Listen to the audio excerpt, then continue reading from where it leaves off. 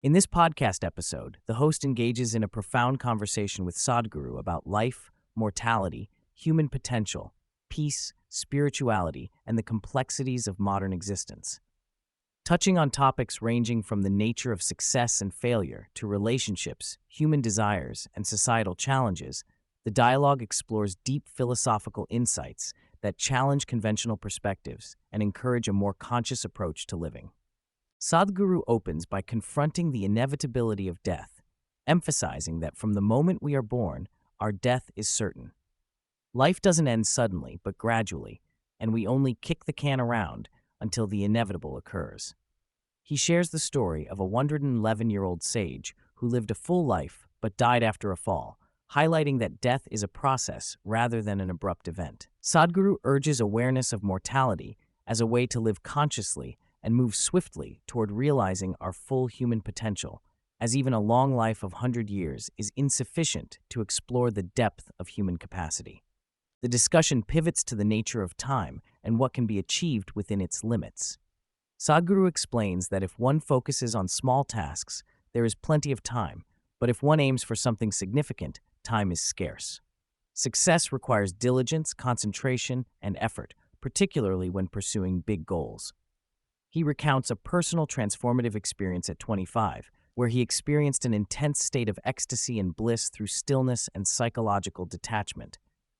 This experience propelled him to a mission to make humanity blissful, a quest he acknowledges as unfinished but meaningful, characterizing his journey as being a blissful failure. The pursuit of vast, lofty goals often exceeds a lifetime, yet attempting it remains invaluable. Sadhguru describes life as a fundamental strive for wholeness shared across all creatures, from ants to elephants. However, unlike other beings, humans lack a defined boundary for what constitutes a full-fledged existence, leaving us confused and grappling with our freedom. He uses the metaphor of a bird raised in a cage that refuses to fly when set free to illustrate how many humans are locked into self-imposed limitations, comfortable in their captivity. This struggle with freedom, coupled with clinging to identities related to family, nation, or religion, clouds the understanding of true human potential. Reflecting on his own family, Sadhguru describes raising his daughter without traditional teaching or impositions, allowing her to absorb life without preconceived ideas. He sees children as possessing a natural intelligence that is closer to pure life than many adults. By treating his daughter as an individual rather than a child, he fostered her unique creativity and perspective. He advises against unsolicited teaching, advocating for nurturing genuine eagerness and receptivity rather than forcing knowledge prematurely. From an early age, Sadhguru exhibited a rebellious streak, questioning everything including the nature of reality itself. At 4.5, he stared for hours at a glass of water, fascinated yet unaware of its true nature. His schooling was marked by disinterest and alienation, as he perceived teachers' speech as meaningless sounds. Despite this, he developed profound concentration and an acute sense of observation, and he famously did not conform to conventional education, even taking a year-long break to self-educate through library reading.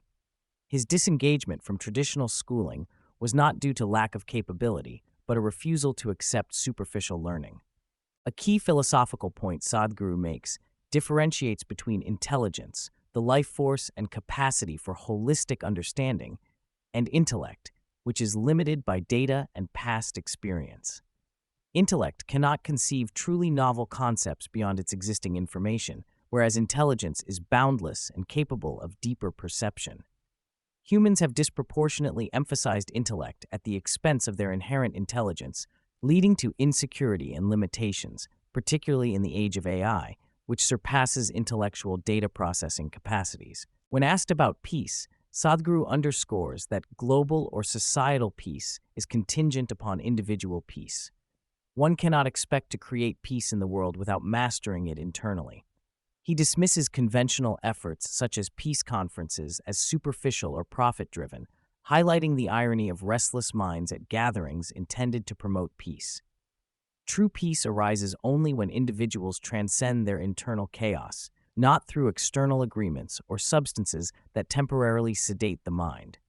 This peace is attainable, but requires conscious mastery over one's own thoughts and emotions. Sadhguru challenges the association of ruthlessness with business success, asserting that real success comes from doing things the right way, guided by insight, inspiration, and integrity. Without integrity, leadership and influence cannot be genuine or sustainable.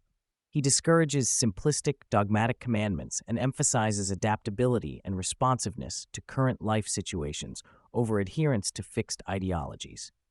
On interpersonal relationships, particularly marriage, Sadhguru advises against approaching them solely from a perspective of need. Typically, people enter relationships fulfilling mutual needs, but later assume only one side depends on the other, leading to imbalance and conflict. Genuine union, or yoga, involves humility and willingness to fall in love, surrendering parts of oneself for mutual coexistence. He stresses the importance of love as effort rather than faith or certainty, embodying continuous striving to do one's best rather than perfection. Addressing human desires, especially sexual urges, Sadhguru acknowledges their essential biological role for life's continuity. However, he critiques the disproportionate emphasis on sexuality in culture, particularly when desire becomes a mental obsession rather than a bodily experience. This misplacement leads to suffering rather than enjoyment. The conversation touches on the damaging effects of early exposure to pornography and the over-sexualization prevalent in modern society, which often causes more misery than fulfillment.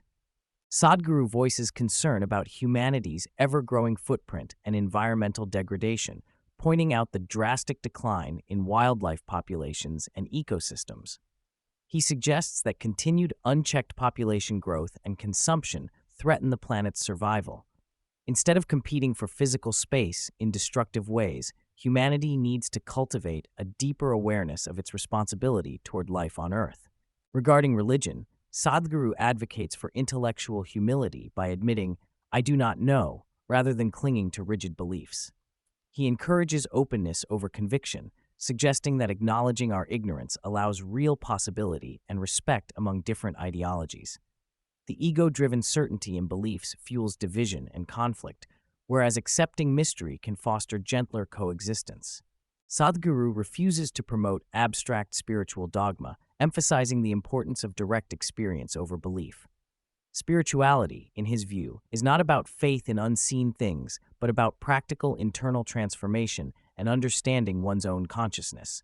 He shares that only what has been personally experienced holds true significance. Everything else remains imagination or belief. He introduces yoga not as physical postures, but as an ancient scientific system designed to enhance human well-being and expand consciousness. With 112 methods addressing different energies in the body, yoga offers tools to increase bliss, health, mental clarity, and joy. Scientific studies corroborate the efficacy of these practices, showing measurable increases in brain biochemistry linked to well-being. Sadhguru underscores that moral or philosophical concepts such as right and wrong are contingent on time and context rather than absolute truths.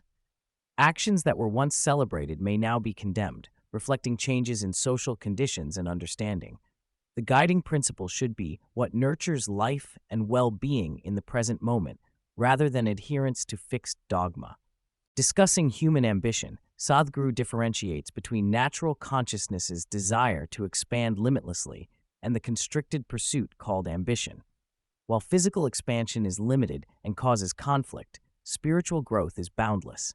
Recognizing this distinction is essential for navigating life without destructive competition. He reiterates the value of innate intelligence found in children before they are burdened by societal conditioning. Instead of immediate teaching and forced knowledge, children should be allowed to absorb life, cultivating their natural eagerness and creativity. Education is most effective when it aligns with genuine readiness and receptiveness. Despite claiming no accomplishments, Sadhguru shares that continual effort to create conducive situations for human well-being constitutes his work. He highlights the difficulty of transforming millions of lives as many resist leaving their misery. He suggests that failing at large goals is not failure at all, but an inevitable aspect of pursuing meaningful, expansive aims. True failure lies in not attempting to do what one can. In exploring intellect versus intelligence, Sadhguru emphasizes that imagination and thought are limited derivatives of past experience and data. Truly novel thinking is not possible through intellect alone. Instead, intelligence is dynamic and connected to life itself, enabling deeper insight. Sadhguru stresses that meaningful change begins at the individual level. A peaceful personal existence, maintained consciously, irrespective of external circumstances, can ripple outward and influence society. Attempts to impose peace externally without cultivating inner peace are bound to fail. He advocates for mastery over one's emotional and psychological processes rather than being passively controlled by them. Life is a drama directed by oneself, and better direction leads to greater happiness and fulfillment. Sadhguru reveals a solitary and explorative childhood, spending days in forests and distancing himself from conventional routines. Despite family pressures, he followed his own path and fostered a non-traditional upbringing for his daughter. His personal life reflects the principles he teaches about freedom, clarity, and expansive living. Closing their conversation, Sadhguru shares the analogy of tools as essential enablers in life, comparing yogic sciences to screwdrivers that facilitate practical transformation. He rejects the misconception of yoga as mere physical exercise, emphasizing it as a comprehensive scientific approach to well-being. Although a voracious reader in his youth, especially of literature and geography, Sadhguru acknowledges reading's limits in later life. He highlights that true understanding cannot be obtained solely from books or external sources, but must arise from lived experience. Throughout the discussion, Sadhguru's humor and sarcasm shine through, humanizing his profound insights and making complex ideas accessible and engaging.